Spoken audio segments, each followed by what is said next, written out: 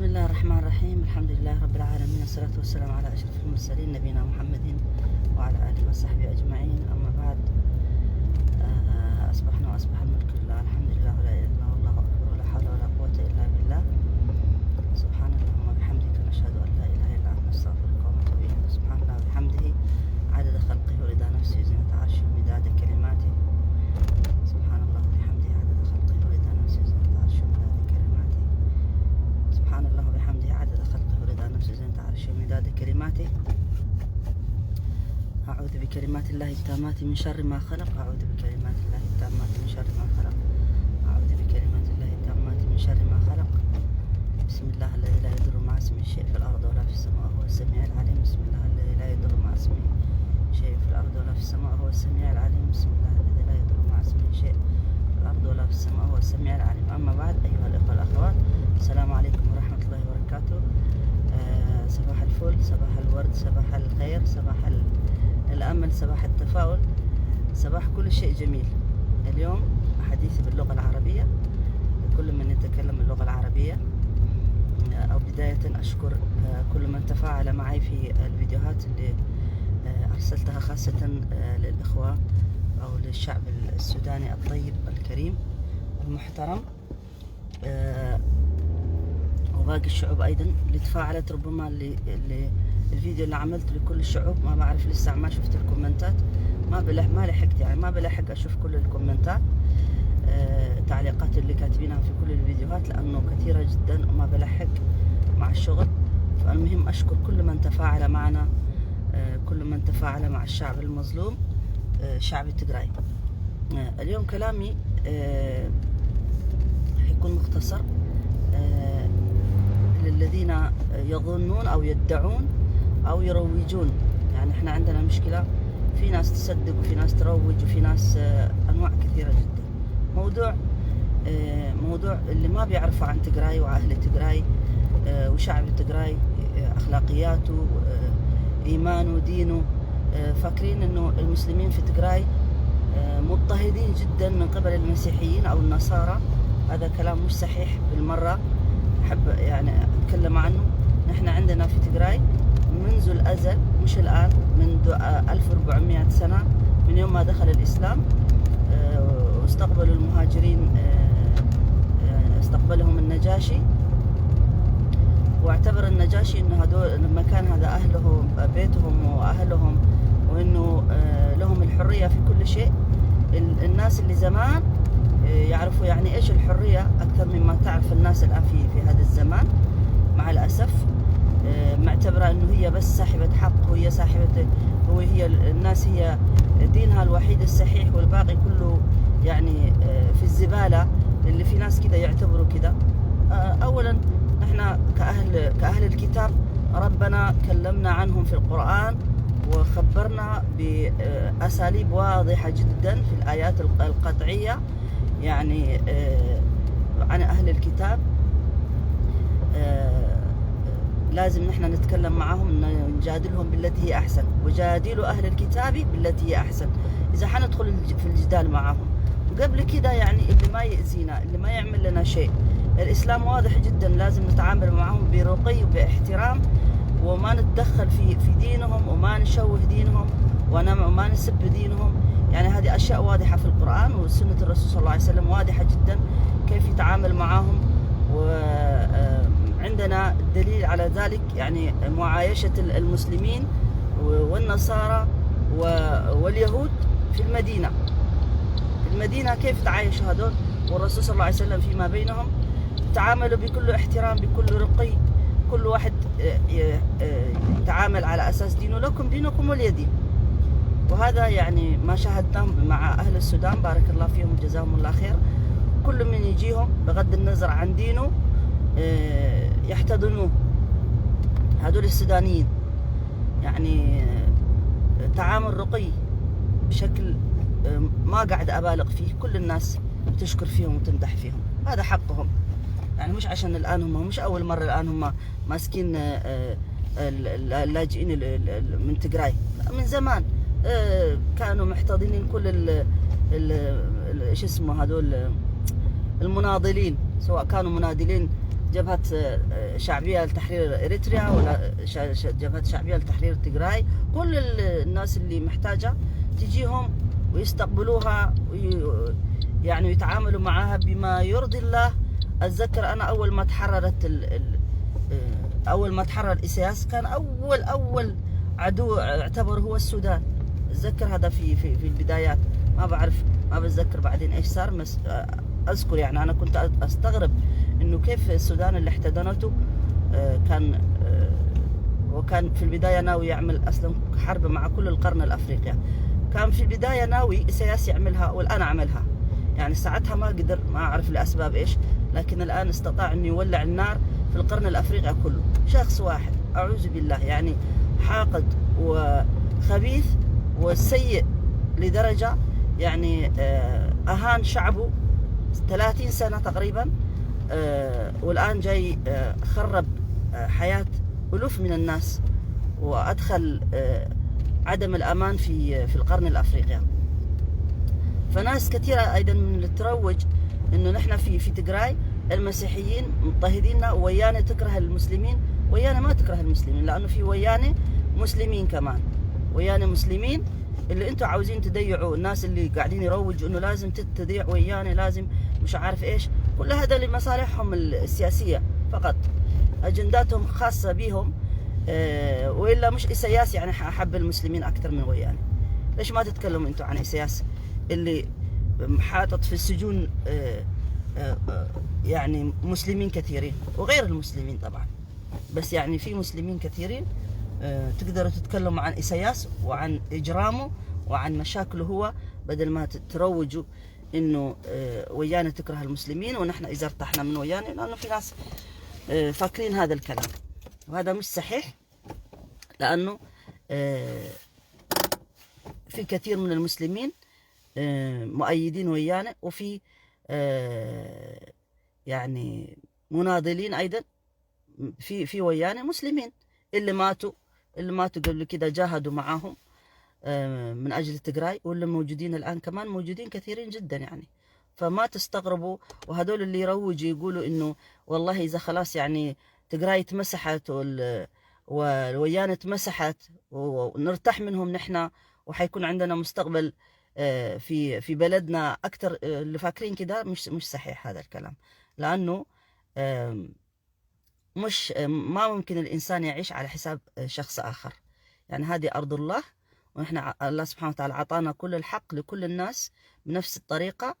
فالواحد يحل مشاكله هو في بيته، وما يتدخل في في في في أشياء في مواضيع تيغراي. مثلا موضوع مسجد، موضوع بتاع أقسم، هذه اللي كل الناس عملاه يعني حجة. يا اما مشاكل موجوده، مشاكل المسلمين ما عندهم مشاكل في العالم كله. ما سمعتوا انتوا عن المساجد اللي بنى اللي هدها حكام كثيرين في بلاد مختلفه، في بلاد المسلمين موجوده. يعني مش احنا اول ناس ولا اخر ناس بيكون عندنا مشكله. وهذه المشكله تخص اهل البلد نفسهم على اساس يحلوها. اما انه الانسان يحكم على كل ويانا وعلى كل تيغراي، على انه في ناس ما يعرفوا انه في مسلمين في تيغراي، في ناس ما يعرفوا انه حتى مسلمين موجودين في اثيوبيا. انا ناس كثير واجهناهم يفكروا انه انتم مسلمين. اتذكر واحد يعني في المسجد ومعاه بيصلي ويقول له انت من تيغراي، ويقول له في مسلمين في تيغراي، ويقول له انا قاعد اسلي معك عشان في مسلمين في تيغراي. فنحن عندنا حالة خاصة بينا احنا اللي نحلها، والموضوع واضح يعني. وكثير من اهل تيغراي الان فطنوا وفهموا انه الناس اللي موجودين الان من اجل مصالحهم، اجنداتهم الخاصه اللي قاعدين يتكلموا. انا ما اعمم كل الناس، لكن في ناس عندهم اجنده خاصه بهم، نحن عاوزين يستعملونا او يستعملوا موضوع تيغراي هذا لاجنداتهم الخاصه بهم، عشان لمصالحهم، سواء كانوا المعارضين سواء او المؤيدين. حتى المؤيدين من نفس البلد اللي قاعدين يأيدوا موضوع تيغراي الآن عشان مصالحهم، عارفين إنه ويانا قوية وأن حتهد لهم إيساياس عشان هم يجوا يستلموا الحكم. بس هذا من أجل هذا الموضوع، هو كل واحد من أجل مصلحته. يعني الدنيا مصالح، تعرفوا هذا الشيء. فمش كله لوجه الله، يعني الناس في مؤيد من أجل حزنان ويقول يعني يا ريت مساكين، قليل جدا. ولكن أغلبهم سواء كانوا المسلمين أو النصارى، المسلمين حاقدين، ما أقول كلهم كمان، أكيد فيهم، لكن حاقدين على ويانة بسبب إنه ويانة وشعبية زمان حاربت جبهة شعبية لتحرير إريتريا، جبهة يعني. هذا الموجود اللي عندهم، هذا تاريخ مدى كانوا أكيد كلهم في الصراع، يعني لأسباب سياسية عملوها.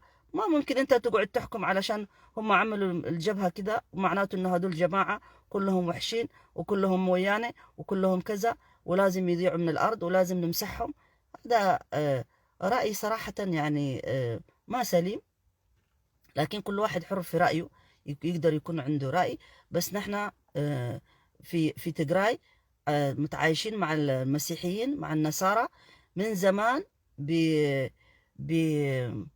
توليرانس، يعني ايش اسمه بالعربي، ايش هو، باحترام وتعايش، على مبدأ انه لكم دينكم ولي دين، على مبدأ احترام وحب، على مبدأ انه الناس عاشت مع بعض.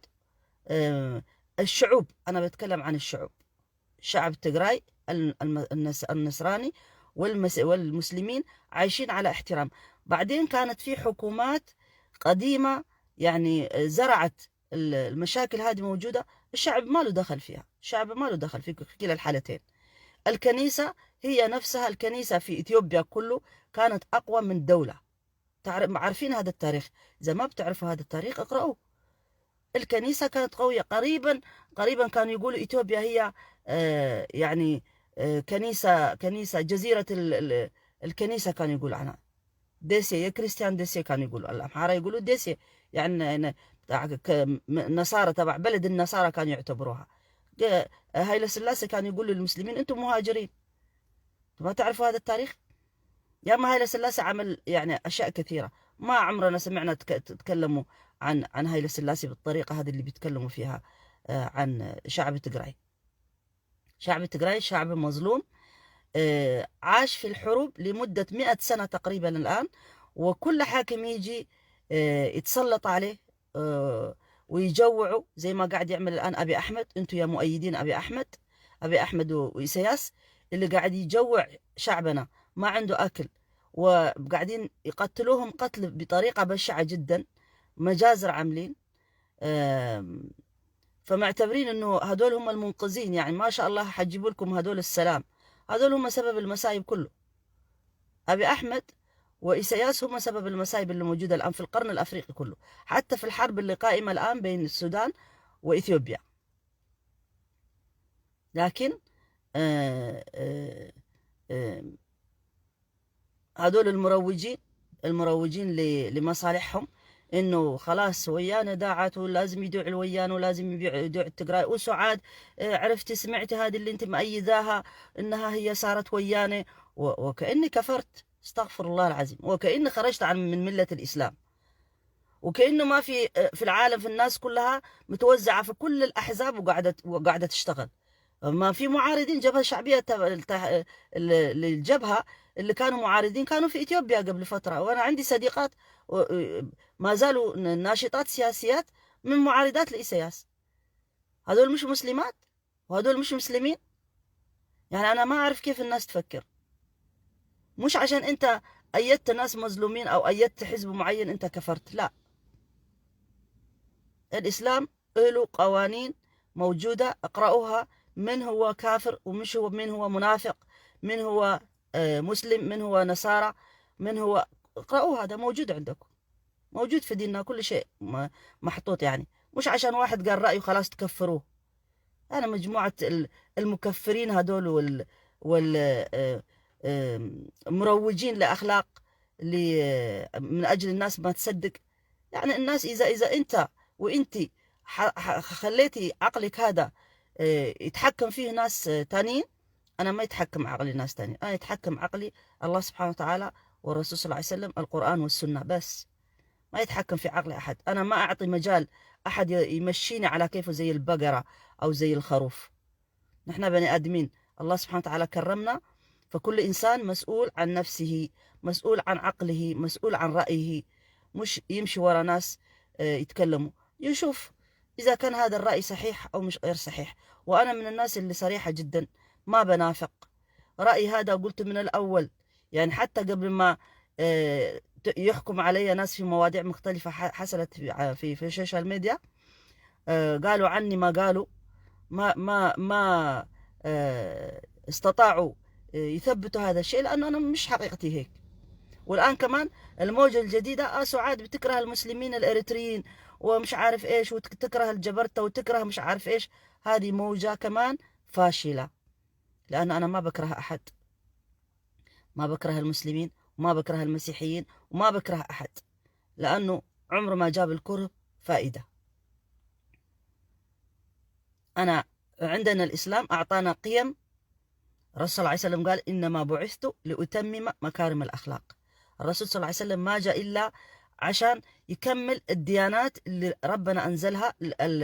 الرسل اللي كلهم جو، الأنبياء كلهم اللي جو، يعني جون لنفس الهدف اللي جاء فيها الرسول صلى الله عليه وسلم. كل الأنبياء، عيسى وموسى إبراهيم وإلياس ويعقوب وكل الأنبياء، يوسف زكريا ويونس، كل الأنبياء، كل أنبياء بني إسرائيل هم أنبياءنا نحن كمان، اللي هم أنبياء اليهود والنصارى، أنبياءنا إحنا كمان، جو لنفس الهدف.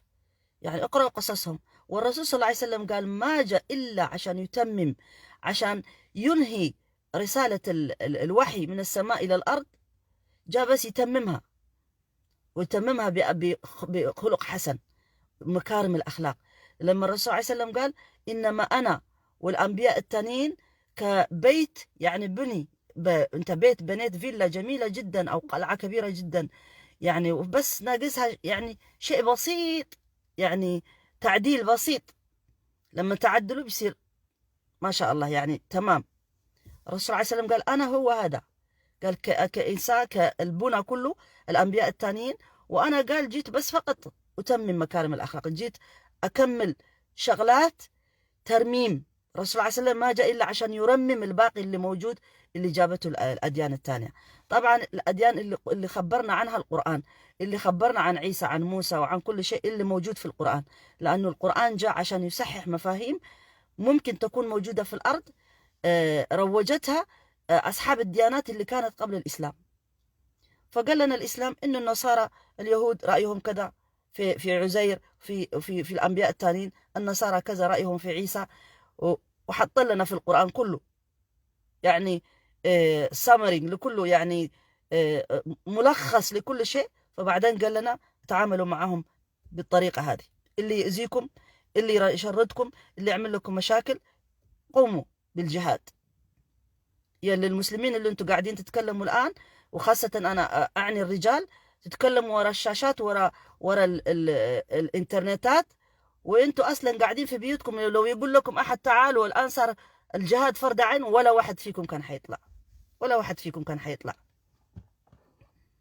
فانتوا عاوزين تجي لكم أشياء عشان عن طريق مصالح لمصلحتكم، عن طريق يعني ضحايا ناس كثيرين. شعب تجراي كله بس يتمحي ويمسح عشان انتوا تعيشوا مرتاحين. ما ينفع هذا الكلام، ما حينفع. فلذلك الرسول صلى الله عليه وسلم جاء، والقرآن خبرنا انه اهل الكتاب تعاملوا معهم باحترام، لا تسبوا دينهم، لا تدخلوا في دينهم. اي واحد ما يؤمن بالله سبحانه وتعالى حسابه مع الله سبحانه وتعالى. نحن ما علينا الا البلاغ، وما على الرسول الا البلاغ.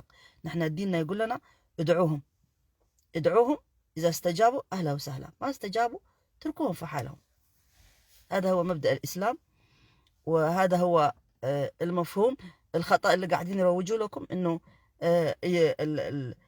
أهل تجراي كلهم نصارى، وأهل تجراي يكرهوا المسيحيين، المسلمين عفوا، وأهل تجراي ويانا هدول قاعدين يعمل لكم غسيل مخ. انتوا حاولوا تقرأوا لحالكم وتشوفوا يعني هذه الكراهيات اللي موجودة هي كلها اللي قاعدين يروجوها أصحاب الأجندات، مش عشان يعني يا عيني مهتمين بالإسلام جدا وحزنانين على الإسلام، لا أبدا.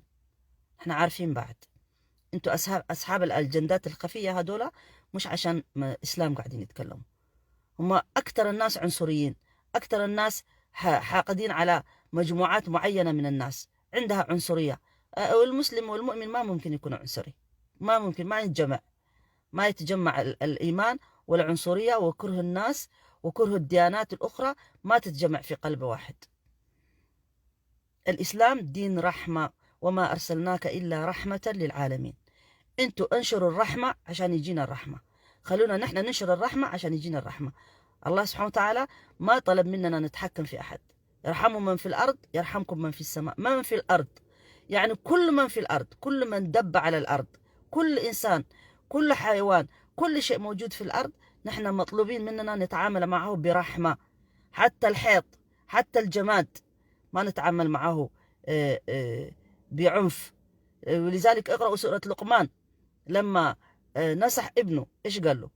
يا بني، يعني ما بتروح أولا لا تشرك بالله، أهم شيء إنك ما تشرك بالله، بعدين ما تروح تتمخطر في الأرض، ويعني لن تخرق الأرض، يعني مش حتخلي الأرض هذه وهو ماشي يعني متبختر وشايف حاله، مش حتكسر الأرض ولا مش حتعمل حاجة يعني بمشيتك هذه أو بأسلوبك الكبريائي هذا اللي قاعد توجهه للناس. كل الناس محترمة، احترم كل الناس تحترمك كمان هي.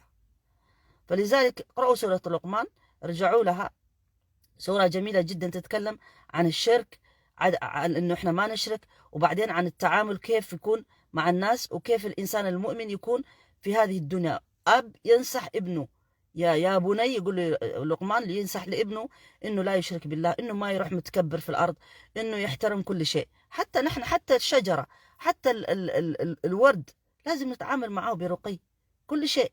حتى الحيوان المؤذي، احنا عندنا في حديث عن الرسول صلى الله عليه وسلم، لو شفت اي شيء حتى الحيوان المؤذي، يعني ممكن يكون شيء ثاني، ممكن يكون جن، ممكن يكون جاي جن في شكل حيوان، يعني قل له، تكلم معه بأدب، قل له يعني أسلم، يعني وإنه عشان ما يأذيك. يعني نحن في الإسلام مطلوب مننا يعني ما نكب ماء سخن في الأرض، لأنه ممكن يكون هناك في أجنان، هدول كمان مخلوقين زينا. يقول لنا الإسلام قولوا بسم الله، عشان أنت لو كبيت عليهم وما قلت بسم الله ممكن يؤذوك. يا أخي الإسلام في تعامل رقي مع كل الناس، مع كل الحيوانات، حتى مع الجن، يعني ادعي عشان ما يؤذوك، لأنه هم كمان مخلوقين، هذه الأرض كمان هي مكانهم. الشياطين والجن وكل الناس والناس والحيوانات والأشجار والأقمار والشمس وكل شيء مكانها هنا في الأرض. فلازم نحن نعرف نتعامل معها كما أمرنا الله سبحانه وتعالى. فكيف الإنسان في حد ذاته، يعني الإنسان اللي كرمه الله سبحانه وتعالى، فنحن لو راجعنا تعاليم ديننا ورجعنا لها سنجد كلها مريحة جدا. ما عندك لا حقد ولا كراهية لأحد، ولا أنت اعمل مسؤوليتك في هذه الحياة، عيش مبسوط، تنبسط. إذا أنت عايش مع وفي قلبك حقد وكراهية، هدول راح نضيعهم وهدول حنعمل وكذا وكذا، بعرف السياسات العالمية على أي مدى ماشية. الناس يقولوا لك أنت عبيطة ما فهم العالم وكذا، لا أنا فاهم العالم جدا كويس، عارف إنه في يعني قوة غير القوة اللي نحن عايشينها تتعامل مع كل الأشياء بطريقة ثانية. لكن أنا مالي، أنا أعمل اللي أقدر عليه. الناس التانيين اللي يقدروا يتعاملوا مع الكبار هدول، مع الإليت هدول، مع السياسات العليا، خليهم هم يتعاملوا إذا عرفوا يحلوا لنا مشاكلنا. أما أنا ما أقدر أعمل شيء، ما أقدر أعمل عليه، ما أقدر أعمل. لكن أنا أؤمن إنه كل شيء بيد الله، إن الله سبحانه وتعالى القوي الشديد، يعني شديد العقاب ذو الطول، يعني لو عاوز يعمل شيء يقول له كن فيكون. أنا في هذا الجانب، في جانب يحميني الله سبحانه وتعالى، يعني أعرف إن قوته تدمر كل شيء في ثواني. فبالتالي نحن ومن يتق الله يجعل له مخرجا ومن يتوكل على الله فهو حسبه. هذا هو نحن المفروض يكون يعني هدفنا. ونحن مخلوقين للعبادة الله سبحانه وتعالى، مش مخلوقين عشان يكون عندنا سلطة في الدنيا ونكون نحن حاكمين كل الناس وتمشي تحت رجلينا ونحن. لا لا، مع الأسف مش لهذا الهدف. وما خلقت الجن والإنس إلا ليعبدون. نحن خلقنا للعبادة، نحن نعبد الله سبحانه وتعالى في هذه الدنيا كما يرضي الله سبحانه وتعالى، وكما أمرنا الرسول صلى الله عليه وسلم، والباقي كله نتركه لله سبحانه وتعالى. واللي نقدر عليه نعمل. نحن إذا عاوزين نعمل شيء لازم نكون منظمين، يكون عندنا رؤية، يكون عندنا هدف، ونكون واضحين وعلى النور. نطلع كل أجندات تبعنا على النور، نطلعها لكل الناس، نقول نحن جماعة كذا كذا كذا، عندنا هدف كذا كذا كذا، وعايزين حقوقنا كذا كذا. الآن يعني بإمكانيتنا نعمل هذا الشيء.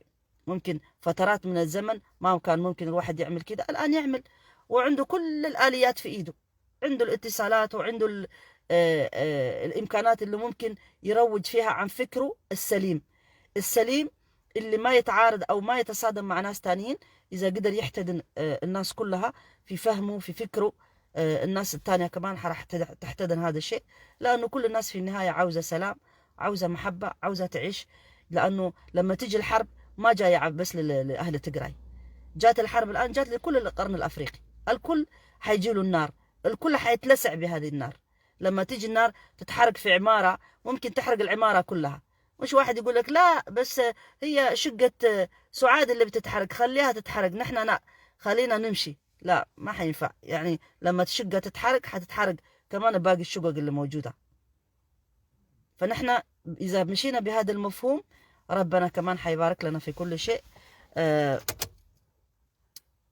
فلذلك أرجو أنه تشيروا هذا الكلام، وخاصة للناطقين بالعربية. بارك الله فيكم وجزاكم الله خير، وأتمنى لكم يوم جميل مليء بالتوفيق، مليء على طاعته، على عبادة الله سبحانه وتعالى، مليء بأشياء يعني تفرحكم. اللهم آمين، اللهم آمين. وآخر دعوانا الحمد لله رب العالمين، وصلى الله على نبينا محمد وعلى آله وصحبه أجمعين، والسلام عليكم ورحمة الله وبركاته.